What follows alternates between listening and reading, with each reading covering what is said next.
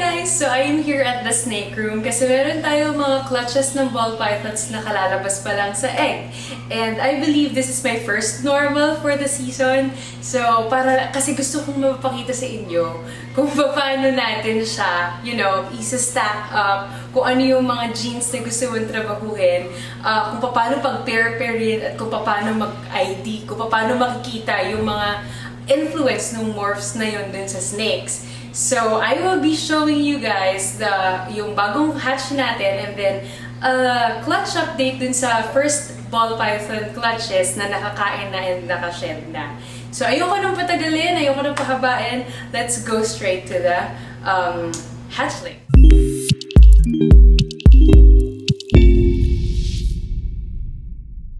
So, mag-start tayo sa normal ball python. I was able to hatch out a normal ball python. So, here is the normal ball python. So, kung makikita nyo, brown lang siya. This actually is het clown kasi anak siya ng clown. But that is the normal ball python. Ayan. So, take it one step pataas and you have the pastel ball python. So, ito naman si pastel. O, yan. Naging dilaw na.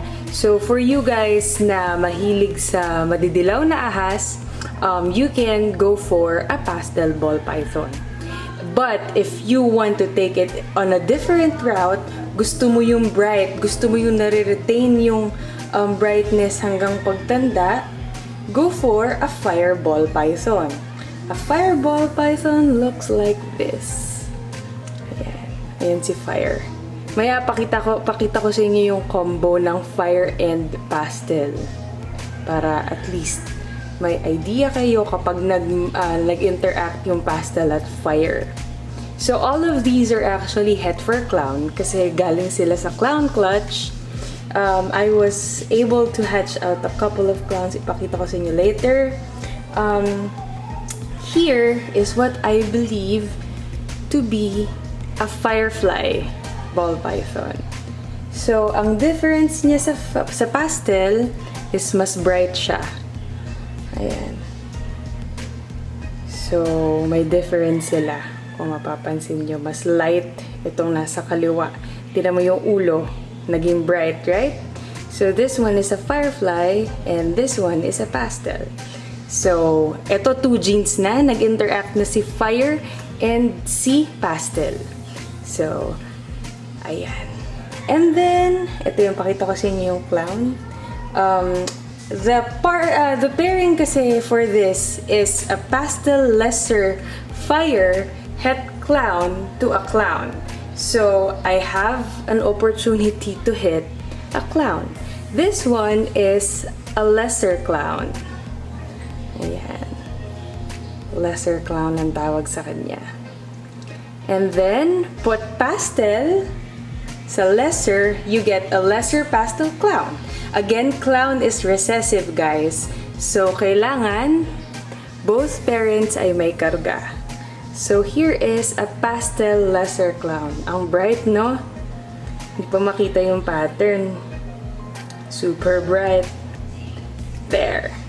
So, kalalabas lang ng clutch na to. So, ilagay ko lang sila and then I'll update you guys with the first clutch kung gano'n na sila kalalaki. Give me a sec. So, let's get started sa mga pattern-heavy mutations naman. So, I've shown you pastel, I've shown you fire. Those are color mutations kasi it enhances and it adds color to the snake kasi nga brown. But this one is a leopard. So, ito na si leopard. Ayan. So, ito naman yung mga pattern kung gusto nyo ng pattern sa snakes. Ayan si leopard. Ayan. So, let me show you what a leopard pastel looks like. Give me a sec. So, when you add pastel sa leopard, ganito yung itsura. Naging busy na, diba? Kanina, yung pastel, hindi ganito ka-busy yung pattern. So, ito, busy na. And then, you get the head stamp. Leopards, usually, they have striping dun sa dun sa pabuntot na nila, sa area ng pabuntot. Ayan. So, That's a leopard pastel ball python. One more variety ng leopard is pag pinag-add mo si fire lang at si leopard lang. So, ano nga ba itsura nun?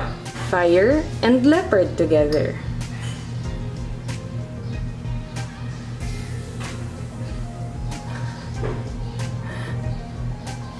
Ayan, kagigising lang. Fire and leopard together. So, kita mo yung brown na leopard kanina, diba? So, ito yung sinasabi ko sa inyo na maganda yung fire para i-brighten up yung ahas. Tingnan nyo kung gaano siya ka-bright just because of fire. So, ayan. Fire leopard, 2 genes. Put fire sa pastel and you get this. A Firefly leopard ball python. Look at the head. Yung fire sa head mo yan gustong mong tingnan. Pagka puti yan, matik. Fire yan. So there. Firefly leopard ball python. Ganda, no? Tingnan mo yung difference ng color from the yellows and then you have that white and then the head stamp na naging parang cross na. Ganda, right? So this is a Firefly leopard ball python. And then you take out the leopard and add yellow belly, you get this snake. Ayan. Di ba nakita niyo yung firefly kanina? Ito yung firefly yellow belly. So, nagkaroon na siya ng pattern doon, nabura. Di ba kanina ang laki ng difference ng yellow belly, no? And then you get that checkering sa belly. Ayan, ito. Makikita niyo yan. Ayan, right? Yung firefly kanina nakita nyo. Pero kasi hindi pa nakaka-shed yun. Ito naka-shed na. So, hindi na to makintab. Then, the head again is white for as an indication of the fire gene. So, fire, pastel, yellow belly. There are some genes na mahirap makita sa leopard. And one of those is the yellow belly gene. But apparently, I hatched this from a puma, which is a spark yellow belly, and acts like super na siya. So, automatic, meron na siyang either spark or yellow belly. But this is a leopard yellow belly. So, ipakita ko sa inyo siya side by side with the leopard. So, kung mapapansin nyo, difference in color and more reduced pattern. But both of them may head stamp. Check natin yung belly, ha? Ayun. Dun medyo nagkaroon ng difference. Teka, buksan ko yung belly nito. Nakabayuot. Bayuot. Naka-coil. Ayan. It's still hard to tell, but one of the major indicators talaga is color. Ayan. So, mas gold yung may yellow belly. Right? Baka tumuklaw to. Isang to. Ayan. Another good combination is the fire and the yellow belly gene.